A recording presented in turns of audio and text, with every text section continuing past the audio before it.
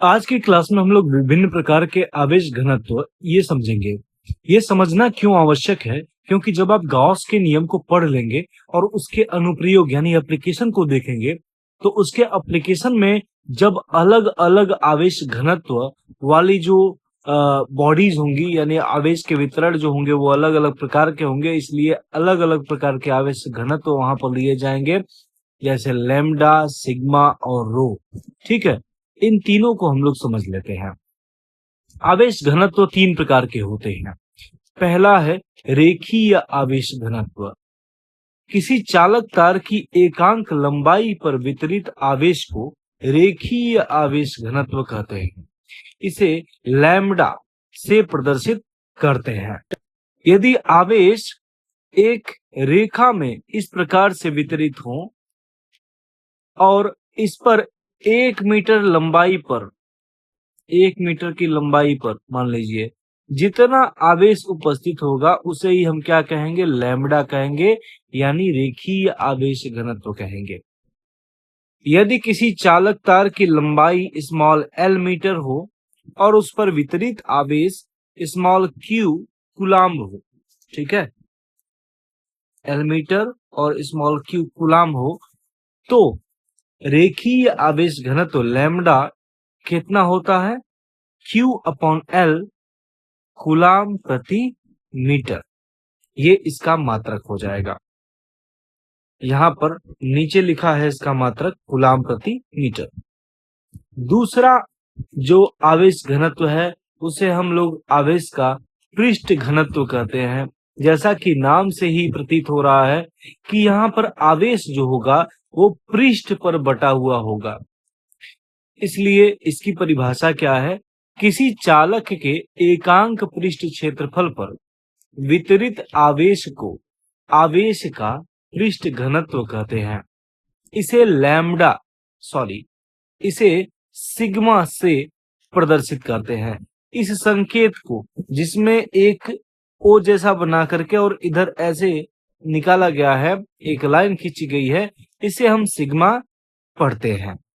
और ये सिग्मा क्या रिप्रेजेंट कर रहा है, आवेश के पृष्ठ घनत्व को, जो कि क्या है, किसी चालक के एकांक पृष्ठ क्षेत्रफल यानी 1 मीटर स्क्वायर क्षेत्रफल पर वितरित आवेश, इसी को हम लोग क्या कर रहे हैं, आवेश का पृष्ठ घनत्व कह रहे हैं, सिग्मा से प्रदर्शित करते हैं। यदि चालक के ए मीटर स्क्वायर, मान लीजिए चालक के ए मीटर स्क्वायर पृष्ठ क्षेत्रफल पर वितरित आवेश क्यू कूलाम्ब हो, स्मॉल क्यू कूलाम्ब हो, तो आवेश का पृष्ठ घनत्व, यहां पर पृष्ठ घनत्व सिग्मा बराबर क्या होगा, Q अपॉन A, और मात्रक क्या होगा इसका, यहाँ पर सिग्मा बराबर क्या आएगा, Q अपॉन A। और ये आ कैसे रहा है, तो इसके लिए ना चूंकि और इसलिए वाला कॉन्सेप्ट लग रहा है। तो चूंकि A मीटर स्क्वायर क्षेत्रफल में कितने कूलाम का आवेश है, स्मॉल क्यू कूलाम का, इसलिए 1 मीटर स्क्वायर का निकालने के लिए क्या करेंगे, दोनों पक्षों में A से भाग दे देंगे। इसलिए यहाँ पर परिभाषा अनुसार ये जो Q बाई A है यही सिग्मा को प्रदर्शित कर रहा है। अब तीसरा जो आवेश घनत्व है वो है आवेश का आयतन घनत्व। तो नाम से ही प्रतीत हो रहा है कि यहाँ पर आवेश पूरे आयतन में वितरित होगा।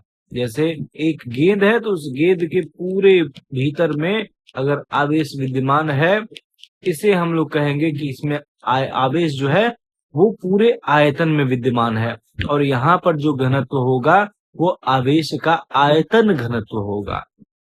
क्या है आवेश का आयतन घनत्व, किसी चालक के एकांक आयतन में वितरित आवेश को आवेश का आयतन घनत्व कहते हैं। इसे रो, ये जो रो है ये कुछ पी जैसा है, लेकिन ये पी नहीं है, ये थोड़ा सा यहां से ऐसे जाकर के इस तरह से होता है, ठीक है, इसे हम लोग रो कहते हैं। तो रो से इसे प्रदर्शित किया जाता है।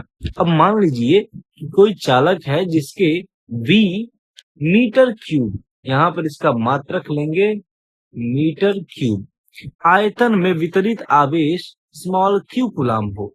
तो अभी जैसा कि मैंने एनालॉजी से समझाया था आपको, चूंकि इसलिए के कॉन्सेप्ट से यहाँ पर ये जो आवेश का आयतन घनत्व रो होगा वो बराबर होगा Q अपॉन कैपिटल V, और इसका मात्रक क्या होगा Q का मात्रक क्या है, कूलाम है, और V का मात्रक क्या है, मीटर क्यूब है, इसलिए इसका मात्रक क्या होगा, कूलाम प्रति मीटर क्यूब होगा।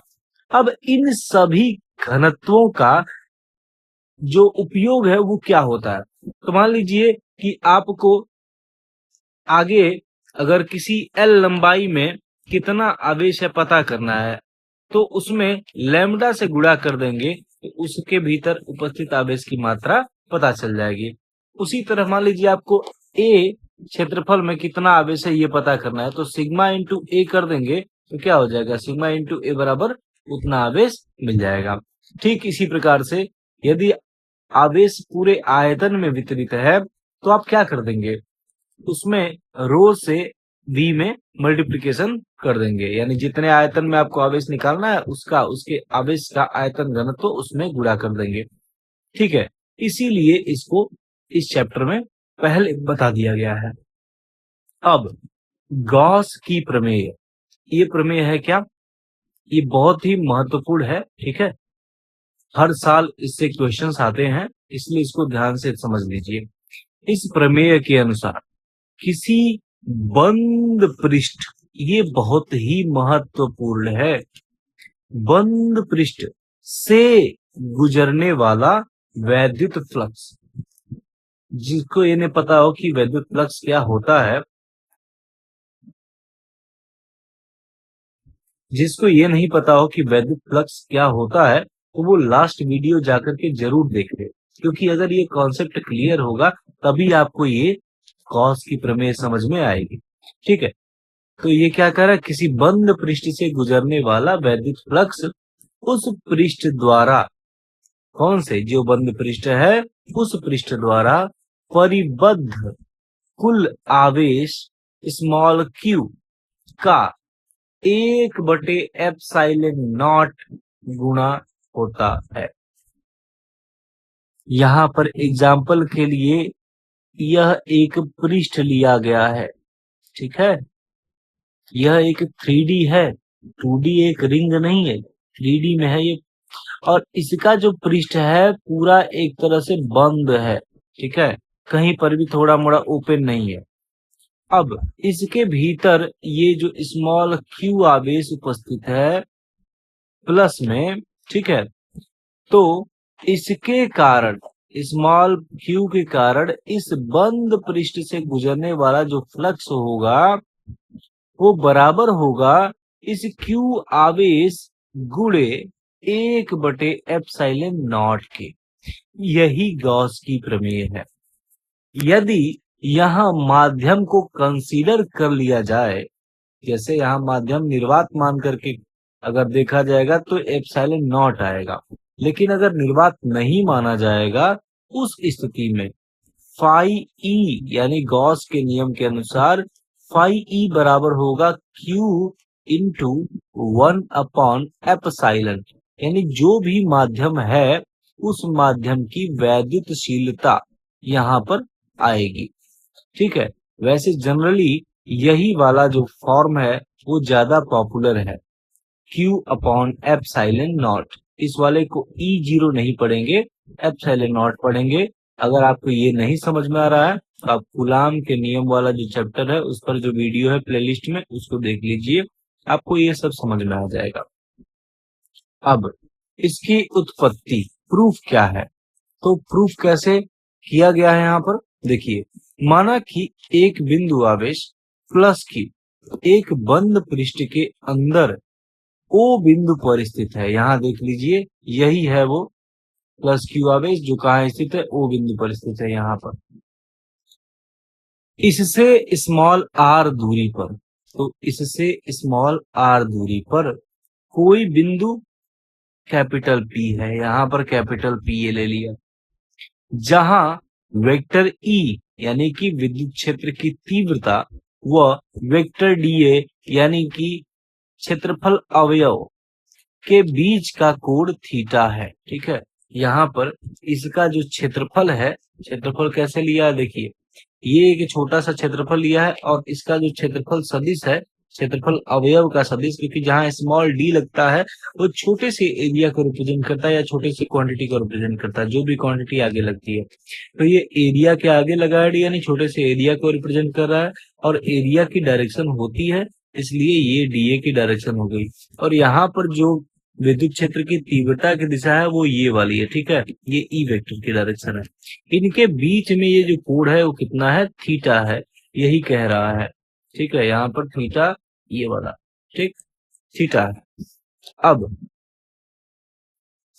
इसलिए क्या होगा कि इसलिए डी ए क्षेत्रफल से गुजरने वाला वैद्युत फ्लक्स, अगर हम उसे डी फाई ई मान लें, अभी स्मॉल डी का मतलब समझ में आ रहा होगा आपको, जहां पर छोटी सी वैल्यू की बात होती है वहां पर भी स्मॉल डी ले लिया जाता है। तो स्मॉल डी ई बराबर क्या होगा, ई डॉट डी ए, ये वाला मैं आपको करा चुका हूँ फॉर्मूला। ठीक है, vector E dot vector D A बराबर क्या होगा, डी फाई ई, यानी इस छोटे से एरिया डी ए से गुजरने वाला जो फ्लक्स होगा वो डी फाई ई होगा, और वो बराबर किसके होगा, वेक्टर ई, यानी उस पृष्ठ पर जो विद्युत क्षेत्र की तीव्रता है वो उसका डॉट प्रोडक्ट हो जाएगा उस एरिया वेक्टर से जहां पर हम लोग फ्लक्स निकाल रहे हैं। ठीक है, और डॉट प्रोडक्ट का फॉर्मूला क्या होता है, ए डॉट बी बराबर होता है mod A mod B cos theta, इसी तरह से मॉड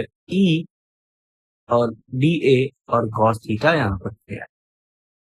बट ई का जो मान होता है, यानी कि यदि आपको दूरी दे दिया है आर और प्लस क्यू आवेश से आर दूरी पर यदि विद्युत क्षेत्र की तीव्रता का सूत्र देखा जाए तो वो सूत्र क्या आता है, वो सूत्र आता है, यदि माध्यम निर्वात हो तो वो सूत्र होता है 1/4 पाई epsilon not Q upon distance का वर्ग, यानी दूरी का वर्ग। यहाँ पर दूरी क्या है, आर है, स्मॉल आर, इसलिए स्मॉल आर का स्क्वायर हो गया। अब इस कैपिटल ई को ला करके यहाँ पर रख दिया जाएगा, तो डी फाई ई बराबर क्या हो जाएगा, Q upon 4 pi epsilon naught, यानी कि ये वाला हिस्सा, into d A cos theta upon r square. और ये जो d A cos theta upon r square है, यही आपका क्या होता है, डी ओमेगा होता है। ठीक है, अगर आप घनकोण वाला पढ़े हो तो ये घनकोण की परिभाषा है। ठीक, अब सिंपल परिभाषा उसकी d A upon r square लिख दी जाती है, लेकिन ये d A vector dot r cap upon r square इसके बराबर होता है।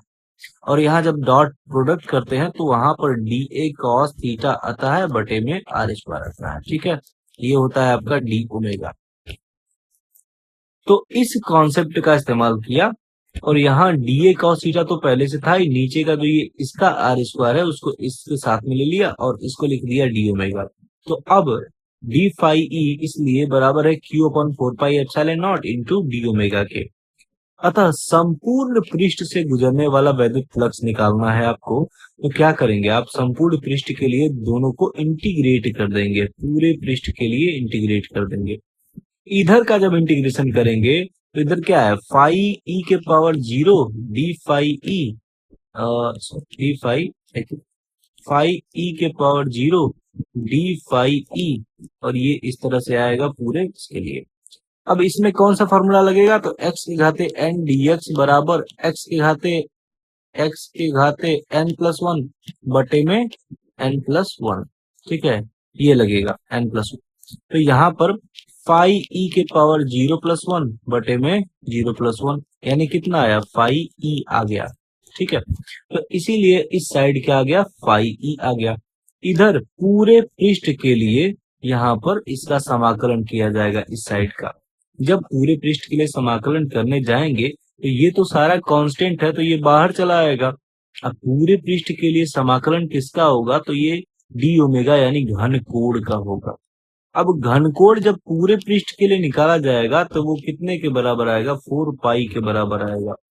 इसीलिए ये 4 पाई यहाँ पर इसके जगह पर ला करके रख दिया जाएगा। इस 4 पाई से ये 4 पाई कैंसिल आउट हो जाएगा और इस प्रकार से फाई ई बराबर आपको क्यू अपॉन एप्सिलॉन नॉट भी मिल जाएगा। और यही क्या है, गॉस की प्रमेय है। तो यहाँ तक हमने इसका पूरा डेरिवेशन देखा। इसमें घनकोण के कॉन्सेप्ट का पूरा इस्तेमाल किया जा रहा है, इसलिए आप प्रीवियस वीडियो जो है वो जरूर देख लीजिएगा। लेक्चर 8 नंबर की है और ये आपका लेक्चर 9 है। अब यहाँ पर जो ये फॉर्म मैं लिखा हूं, ठीक है, यहाँ पर 1 अपॉन एप्सिलॉन से जुड़ा हो रहा है, ये कब आएगा, जब यहाँ पर हम ई की वैल्यू को जो ले रहे हैं, यहाँ हम उस माध्यम को भी कंसीडर करेंगे जो माध्यम वहां पर उपस्थित होगा, तब यहाँ पर एप्सिलॉन नॉट न होकर के एप्सिलॉन होगा, जो कि एप्सिलॉन किसके बराबर होता है, कैपिटल के एप्सिलॉन नॉट के, जहाँ कैपिटल के क्या होता है, परावैद्युतांक होता है। ठीक है, तो इसीलिए यहाँ पर जब हम लोग इसको निर्वात मान करके करते हैं, तभी यहाँ पर ये वाला आता है क्यू अपॉन एप्सिलॉन नॉट वाला। ठीक है, तो ये पूरा गॉस की प्रमेय का ये निगमन रहा और गॉस की प्रमेय रही। इसके बाद हम लोग नेक्स्ट लेक्चर में गॉस की प्रमेय के अनुप्रयोग पढ़ेंगे। ठीक है।